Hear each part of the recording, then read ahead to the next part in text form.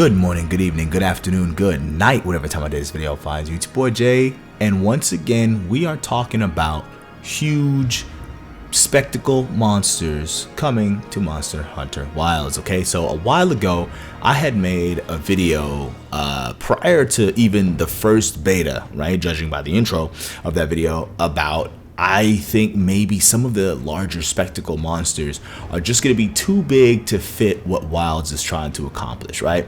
Having us out in those larger maps, kind of seamless, hunting monsters back to back to back, all that jazz, right?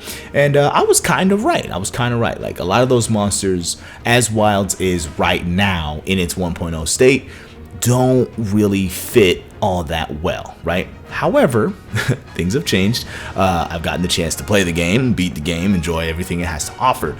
And Jin Dahaad's inclusion and the way he was handled in Monster Hunter Wilds is giving me hope for some of those larger monsters again. And I just want to bring this topic up and talk about it once again. So let's talk about, what's already in Wilds right now, and that is the big boy Jin Dahaad, right? The thermal heat sink ice dude Jin Dahaad. So you fight him in the Ice Shard Cliffs, kind of, right? Like, it's undeniable that yes, this is still the Ice Shard Cliffs. However, you fight him on a part of the Ice Shard Cliffs that's regularly inaccessible. Like, we can't just go to this part of the Ice Shard Cliffs without queuing up a Jin Dahaad hunt, right? So there's that. Like, oh, okay. I mean, I heard they had issues making Jin Dahaad work the way they wanted to, but him, unlike the other Apexes, doesn't just roam around the Ice Shard Cliffs. He kind of shows up, and then there's a screen on the map that says, "Hey, Jin Dahaad is here, you want to go fight him." And then you load up a quest, and then you get this kind of sort of scripted sequence, and you're whisked off to this part of the map that doesn't normally exist, right? And if we're going by the way Jin Dahaad was included here in 1.0, it gives me hope for a couple of other monsters to make their way in a similar way, right? Because, you get a environment update, and you could see something like, "Hey, Gogmazios is in the oil well basin." Oh, okay. And then if you want to do it, he's not just roaming around the oil well basin as we know it right now. But if you want to do it, you would, click it and then say, all right, bet, start the quest or start the investigation. And then you would be whisked off to a part of the oil well basin that's regularly inaccessible, maybe something that has a bunch more oil and, a bit more abandoned foundries, because we know that's what Gogmazios is kind of attracted to, right? Wasn't it the gunpowder in the fortress that brought Gogmazios back anyway? Plus, it's the oil well basin. There's oil all over the place. He's dripping in oil. It's a perfect fit, right? But, when looking at the oil well basin by itself, I was like, dog, I just don't see Gogmazios showing up, because how is he gonna fit in this kind of almost cramped up cavern, because there's always a ceiling. Gogmazios is super tall. I just don't see it working. But if they do it in the same way that Jin Dahaad was executed here, actually I could see it happening if they make a section of the map totally separate from him, and then we do a kind of scripted sequence, song and dance, kind of like how Jin Dahaad works, right? Starts crawling away at certain points, he goes to the same spots every time, but it's still a spectacle of a hunt. It's still a great time, and I could see Gogmazios doing that sort of thing in the oil well basin. Another monster I want to talk about here that a lot of people have brought up, Jhen Mohran. That's right. I think Jhen Mohran, very similar to how Jin Dahaad works, could work super well in the Windward Plains, right? Maybe you get on a sand ship from the little oasis in the Windward Plains, and then you ride out to the endless desert that you can kind of see, because if you walk out there to the invisible wall, a sandstorm will start to kick up, and it will kind of tell you like, hey, you can't keep walking in this direction, this is the end of the map. Well, what if, hey yo, a Jhen Mohran has been spotted, we gotta go take it down, get in the sand ship, which was already shown in some of the cutscenes in the story, get in the sand ship, we're gonna go hunt it down, and we're gonna go do the damn thing, and then we can use like the hook slinger instead of the regular rope like we used to do back in Trial when you fall off the boat, and now we can use like maybe some of the wound system on some of the parts on Jhen Mohran's back when you're walking around attacking it. And then also Another thing that I've noticed while playing Monster Hunter Wilds is I ain't fired a ballista or a cannon yet. So with Jhen Mohran's inclusion in the Sandboat, we can have the ballista and the cannons on there as well. It sounds like a perfect fit, only if we do it in the same way Jin Dahaad is though, right? I just don't see Jhen Mohran working out in the regular Windward Plains desert section, right? Like, don't get me wrong, it's a big piece of desert, but it ain't like that big to support a Jhen Mohran swimming around in circles. It would kind of get a little strange, you know what I mean? And, you know, maybe they could do the final showdown as well.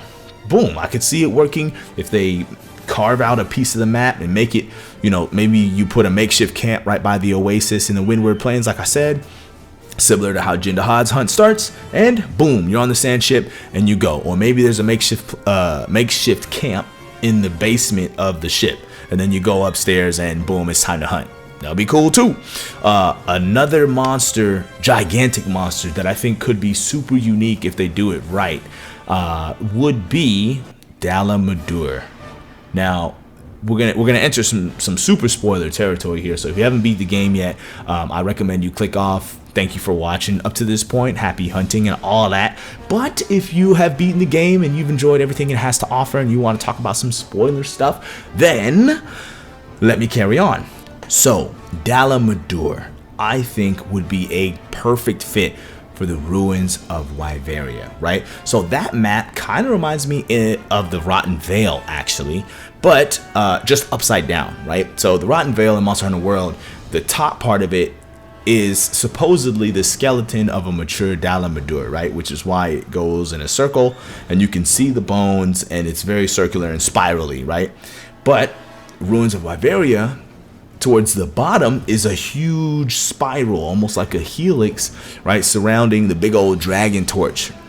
With that being said, I think Dalamadur, as a gigantic snake monster, could occupy that bottom part of the map, and maybe there will be points where you can attack him and he's coiled up around the bottom of the map, you know, kind of tracing the map, and there will be points where you could attack him on your way down, and then when you get to the bottom where the dragon torch, which is now vacant since we did what we did to Xochitl, maybe Dalamadur is trying to get him, you know, some of that dragon torch energy and become an even bigger bad, because apparently the Dalamadur we fought in 4U wasn't a mature Dalamadur, right? So maybe it's trying to get some energy so it could grow even more and become an even bigger Dalamadur, you know what I'm saying? So, you know, at the bottom you can have the main body and the head as it's trying to soak some of the energy from the dragon torch, and maybe that could power the beams and the meteors and some of the stuff that he does. And you know, they can have a super interactive part where if you're able to do X amount of damage, maybe his beams are weaker, or maybe they can have a part where you kind of interact with the dragon torch a little bit more when compared to Xochitl, and have it be a part of the hunt that, like, hey, we gotta, you know, attack this part, since we know the dragon torch is kind of living, right, since it got sick with the frenzy. You know, in the post story with Gormagala, I mean, maybe there's something to this dragon torch and we can do something to it, fire your slinger in it, or maybe you got to do a focus strike on a certain part of it so that Dalamadur can't suck up as much energy, and now his beams do less damage to you, or something like that. Something super interactive and high level. That way we can really enjoy a spectacle hunt. But for this to happen, once again, you got to do it kind of like how we did Jin Dahaad, and kind of separate it from just like, oh yeah, he's just on the map doing the thing, right? Like, he'll show up, he'll be in the little list, in the drop down list, and you can say, yo, Dalamadur has appeared. All right, bet. Start this quest, and then maybe you'll start at the top of the ruins of, well, not the top, but the part under where all the trees are at, and then you can start spiraling your way down and attacking his body parts as he is coiled around this dragon torch, trying to siphon the energy from it, right? So yeah, those are the three main monsters I could see working really well, getting injected into Monster Hunter Wilds using a system similar to what Jin Dahaad has currently in the 1.0 of Monster Hunter Wilds. So yeah, huge shout out to Dynamo Lin for letting me use their Dalamadur and Gogmazios hammer runs from Monster Hunter 4U. Definitely go check those runs out. Go hit their channel up. If you want to see bomb ass hammer gameplay, Lin is the place to go. Dynamo Lin. Type that in the YouTube search bar. A link to their channel is going to be in the description down below. Definitely check them out. They're creating bomb ass content over there, and they let me use their footage. It's crispy, clean HD 60 frames per second footage from a 3DS. Yeah, we gotta show them love, man. So head over there and let them know I sent you, or you discovered them via me, via this video. And yeah, so yes, those are the three main monsters that I could see easily getting implemented. Not easily, but you know, getting implemented that in a way that makes sense if we use Jin Dahaad as a blueprint for how to input these big monsters that maybe don't suit the whole, like, yeah, it just kind of wandered into the map and wanders around the map and it's whatever. Like, no, it needs to be a bit more of a set piece. It needs to be a bit more of a spectacle. Very, very similar to how Jin Dahaad is here in the 1.0 of Wilds. Are there other monsters that I left out that you think would fit very well in Monster Hunter Wilds using Jin Dahaad's implementation as a template? Let me know in the comment section down below. I'll do my best to reply to every comment that hits this video. And yeah, that's half of the reason why I'm making this video, is to talk to my fellow hunters and see how you guys are feeling about ideas such as these. So yes, definitely hit the comment section down below and talk to me about how you're feeling about Jin Dahaad and the possibility of other super large spectacle hunts coming to Monster Hunter Wilds. I've been Jay, and as always, people, happy hunting. Peace.